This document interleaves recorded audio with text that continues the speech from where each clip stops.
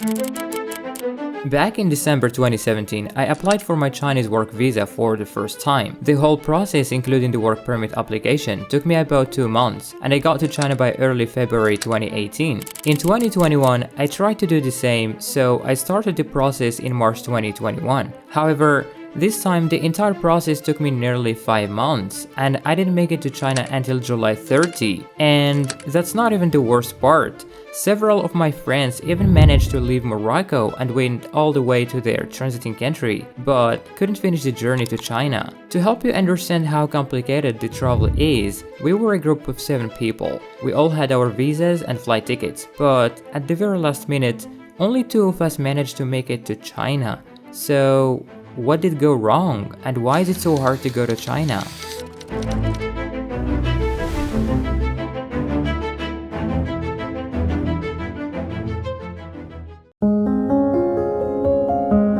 Before the pandemic, China was just like any other country in the world. Once you get your visa, either a tourist, business, work, student, or any type of visa, you're good to go. But during this pandemic, that isn't the case anymore. They set a lot of complicated restrictions on international travelers. But before we get there, let's give some context first. After China was hit by COVID-19 in 2020, they managed to control the situation in late March, and on March 29, they officially closed all its borders to international travelers. This border closure continued until October 2020, allowing only people with valid residence permits and those whose residence permits expired after March 29, excluding international students. At first, the only requirement was a 72-hour negative test, but as COVID cases surged in most countries and more variants appeared over time, China kept implementing harsher entry requirements. In early 2021, China officially allowed people with new visas to travel to China, but again excluding international students and tourists. And that is when I became interested in going back to China. Unlike before, when you just needed to get an online work permit approval from the Chinese government to apply for the visa, this time I had to get an additional special document called PU, which can only be issued to certain schools or companies. That document alone took me 5 weeks plus 3 weeks for my work permit. After getting both, I was ready to apply for the visa, which only took me 10 days. After that is when the real challenge began. Basically, China has set some requirements and restrictions that could affect you either directly or indirectly. So let's take a look at some of those restrictions.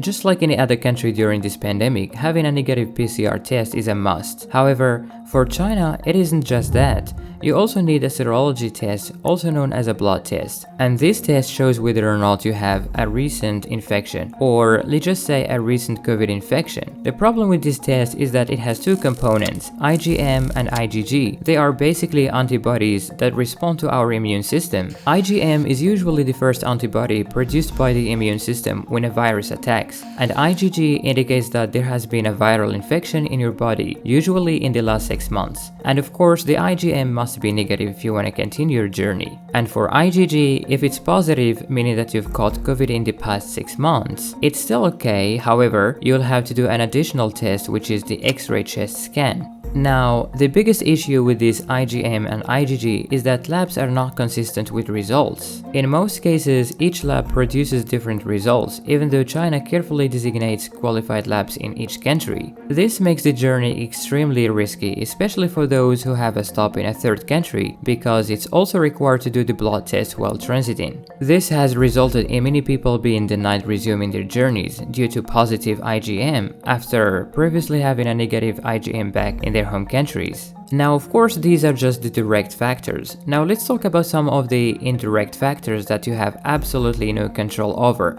You see, when China controlled COVID-19 and opened its borders, a lot of airlines started scheduling flights in and out of China. However, China had a major problem after that. The number of COVID cases started to increase again, and a lot of those cases came from international travelers. So what they did next was regulating how flights operate, and that goes like this. If an airline has 5 positive cases, the CAAC, or Civil Aviation Administration of China, will suspend that flight for 2 weeks, and if a flight has more than 10 positive cases, the flight will be suspended for 4 weeks. A few months later, they implemented a new restriction, which is that if passengers coming from countries that have direct flights to China, they're not allowed to have any transits at all. And for passengers whose countries don't have direct flights with China, they're only allowed to have one transit. This makes the situation incredibly difficult to find flights, because they keep getting suspended very often, and also very hard to find a connecting flight that has an airport where you can transit and do the tests. Airlines also took advantage of the situation and increased flight tickets prices.